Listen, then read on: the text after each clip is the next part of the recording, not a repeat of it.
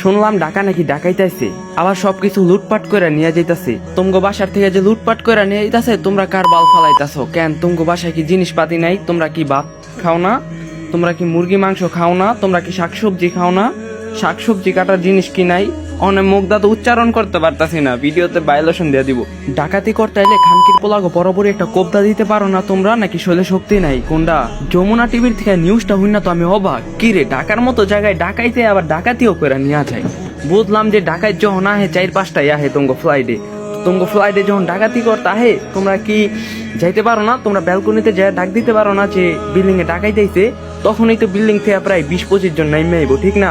যখন বিল্ডিং এর 20-25 জন নাইমে আইবো, অগ বিসি তো এমনি কারেক্টটা যাবো গা। কি যে করস তোরা বুঝি না আমি, মানে এটি মানা যায় বেড়া, এটি তো হাস্যকর। একটা জায়গায় একটা বাসায় ডাকাত গেছে বুঝলাম, বাসায় ডাকাত গেছে কই তোরা ডাইকা ডুইকা মানুষটা জড়ো করবি, তা না কইরা বাসার মধ্যে গোয়া মারা দিতাছ বেড়া। সবাই নাম নাইমা যা আশেপাশে সবাই রে ডাক দে, সবাই এক লগে জড়ো হয়ে যা, আশেপাশে যত গুল্লি আছে সব ব্লক করে লাবি, সবকিছু ঘেরো দেয়া যখন খানকির পোলাগো ধরবি, তখন সবাই মিলা গোয়া মারবি বেড়া। তা না কইরা ফেসবুকে স্টোরি দেস, টিকটকে ভিডিও আপলোড দেস যে আঙ্গ বাসায় ডাকাতি করে নিয়ে গেছে।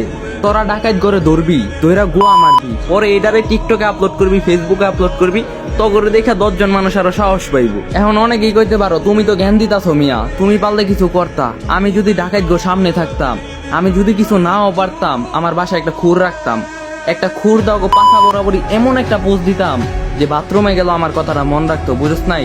বেটা বুকের কলজা বড় কর। আমি তো আগে ঢাকা থাকতাম, এখন আমি ঢাকা থাকি না, এখন আমি মুন্সিগঞ্জ থাকি। আর আমাকে মুন্সিগঞ্জ যদি ডাকাতি হইতো, আমরা মুন্সিগঞ্জের সব পোলাপাইন মিল্লা অগরে ভোগা মারতে মারতে মাইরা যাইতাম, বুঝছ নাই?